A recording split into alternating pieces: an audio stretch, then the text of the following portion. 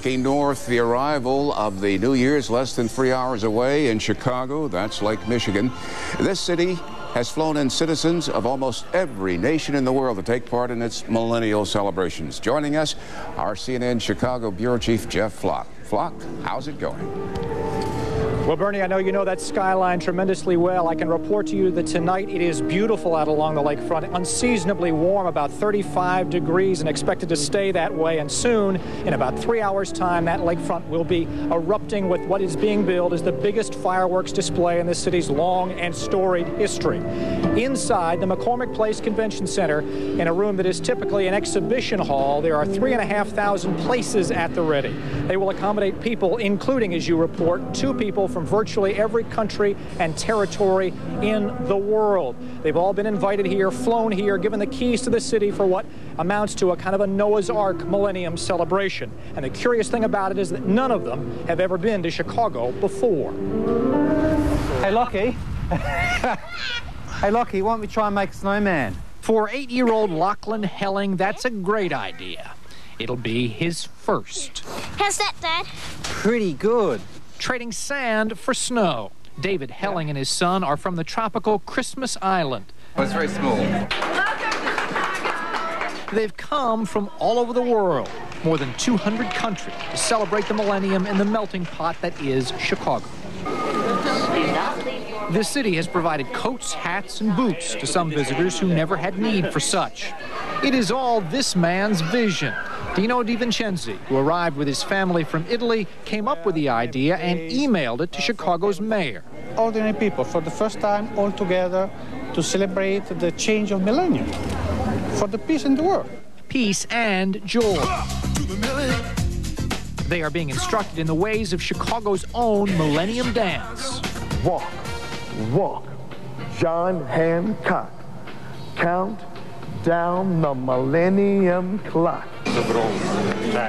There are no kings, queens, or captains of industry among them. She is a secretary from Malta. He's an architect from Morocco. And her picture up there on the wall? So far, Lockie and his dad have been to the museum, on a bus tour, have gotten gloves and hats to fend off the Chicago winter, and of course, now have tales of snowmen to take back to Christmas Island. It feels so squishy. Bernie, as we said, it is unseasonably warm, and so that snow is all gone now, but they will certainly have their memories. Again, this room will fill up in about a half an hour's time with those 3,500 people. And, of course, our coverage tonight will be live and in all the right places. That's the latest from Chicago. I'm Jeff Flock, CNN, reporting live from the McCormick Place Convention Center and what amounts tonight to Noah's Ark. Jeff Flock, what a party it's going to be. And when that smile is big on Bernie's face, it's because that's his original hometown, yeah, Chicago. Love that city. Well, deep in the heart of the state called Texas, there's a rootin' tootin' small town celebration going on. We're going to go live now to Granbury, about 33 miles southwest, we are told, of Dallas-Fort Worth. Our own Candy Crowley is checking out the New Year's scene in the main square. Hello, Candy. Hi, Judy. What you're looking at right now is really the epicenter of this town of Granbury. It is the courthouse, the pride and joy of this town of about 6,000 people.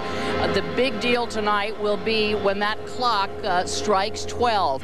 They like to tell you that this clock was done by the same people who did the London clock of Big Ben some years after Big Ben was made. What happens here tonight is, first of all, we will hear from country blues singers, which I think you can hear now. Then they will all come out and literally just wait for the clock to come down. They're going to have some fireworks as well. While this is smaller than most of those celebrations you have seen around the world today and this evening, it is no less jubilant. This, of course, we should tell you, and they will tell you the minute you walk into this town, has been named the best town square in Texas. 35 miles southwest of Fort Worth, at the juncture of Business Route 377 and State Highway 144, lies Granbury, Texas, and it is New Year's Eve. We've got a big party on our square. You know, our square was a 19th century square, and it has a beautiful courthouse, 1891 courthouse. Seth Thomas clock in the top, and we're all going to be around that clock listening for it at midnight to see what happens. There's a parade around the square, fireworks over the lake, and black-eyed peas, an old-fashioned New Year's celebration into a new-fashioned age. But still, we have small city values. In this town especially, we have great family structures, which I think are very important to carry into the new century, as well as the new millennium. There's country music inside the Opera House, a dance inside the theater, and hot Dr. Pepper. Granbury's Back to the Future celebration is made to order for a town which rose from the ashes of a dying agricultural economy. Locally quarried limestone buildings dating back to the middle of the 19th century have been restored. More than 24 bed and breakfasts offer housing from the Victorian era to the early 20th century. The history is something that gives us a sense of community here, that gives us a sense of belonging to each other, and I think that's important in the 21st century, to have that sense of knowing where you're at and where you're going. Locals insist that Jesse James died here of old age. Don't tell that to the people in Missouri. And legend has it that a bartender named John St. Helens was really John Wilkes Booth, who wandered into town years after history says he died. With facts and folklore, Granbury has built itself into an historic tourist attraction. A town that time remembered, this evening remembers time. They're not really sure how many people will show up for the midnight peal of the courthouse bell, but some folks wouldn't miss it for the world.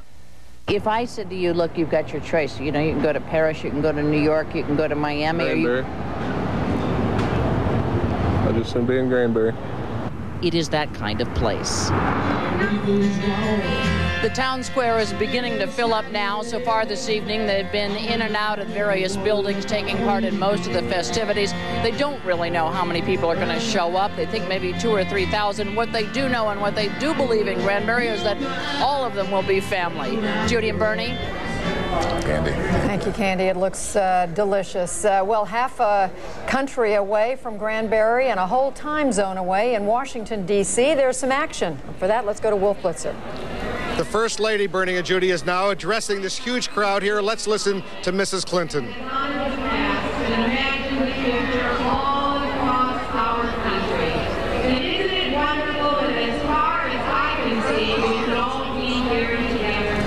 It is so moving to stand at this place, which in this century has become America's sacred ground.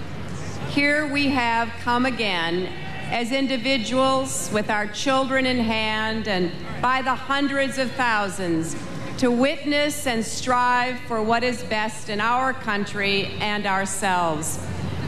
Under Mr. Lincoln's gaze, we each stand taller and we all reach higher.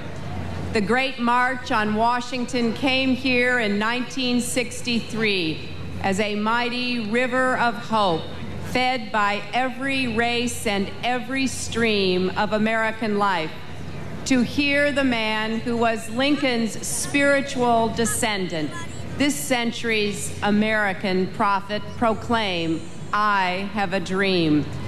It was and is the American dream. Across the river, on a hillside that looms above this memorial, a single flickering flame in the night marks the grave of the young president who spoke here on the 100th anniversary of the Emancipation Proclamation, and whose funeral passed here on its way to Arlington. At the summit of the American century, he told us not to be satisfied, but to challenge ourselves. Ask not what your country can do for you. Ask what you can do for your country.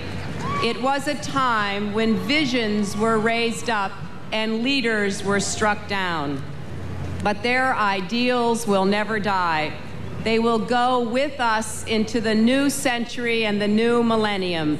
And here is a song from a time in this century that touched America's soul. Abraham, Martin, and John.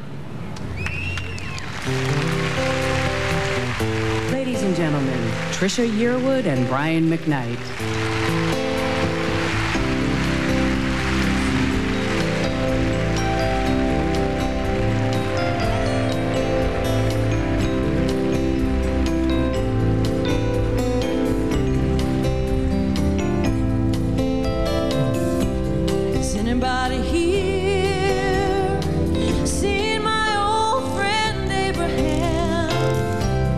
Can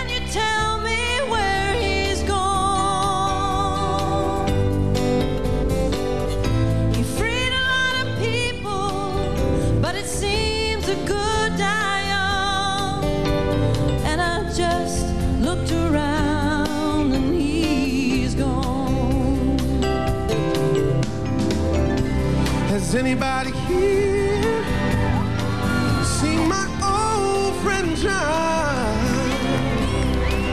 Can you tell me where he's gone?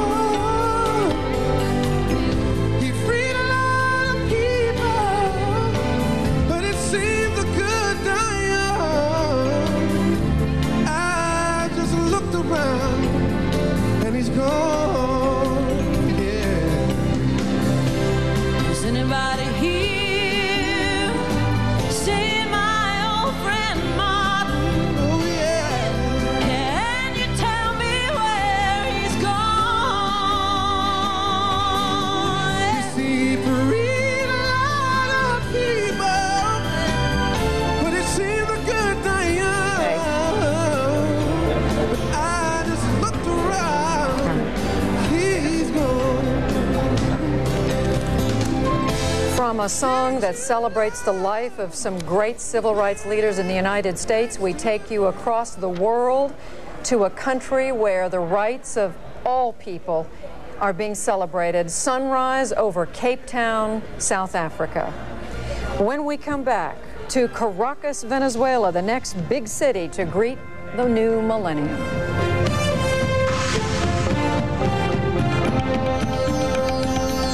CNN's global coverage of Millennium 2000 is brought to you by Morgan Stanley Dean Witter. We measure success one investor at a time.